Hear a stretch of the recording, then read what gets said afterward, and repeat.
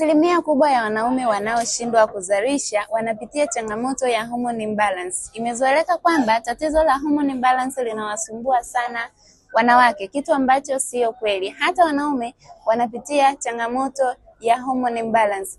Hasa mwanaume kama ana tatizo la kuzalishwa kwa homoni ya testosterone, ni dhahiri kwamba lazima apitie tatizo la kutoa mbegu zilizo bora, kwa sababu testosterone inapokuwa chini, uzalishaji wa mbegu bora unakuwa hafifu, na hivyo mwanaume anajikuta anachukua muda mrefu sana bila kumpa mwanamke ujauzito. Sasa kama ni baba ambaye unatafuta kumpa mwanamke ujauzito muda mrefu bila mafanikio, sio tu kwamba shida ipo kwa mke wako peke yake, bali kuna umuhimu wa wewe kupata vipimo na uone, je, testosterone ipo katika kiwango kinachotakiwa? Na ikiwa homoni hii haipo katika kiwango kinachotakiwa, basi unaweza kupata ushauri na matibabu sahihi ili kuweza kuweka homoni zako sawa, na mwisho wa siku unaweza kurudisha ule uwezo wa kutungisha ujauzito kama wanaume wengine. Anti-Afya Imara inaosaidia wanaume wenye changamoto ambazo zinaathiri mfumo wa uzazi. Kwa hiyo hata wewe kama upo tayari, ninaweza kukusaidia. Chukua hatua leo ili uweze kupata matibabu.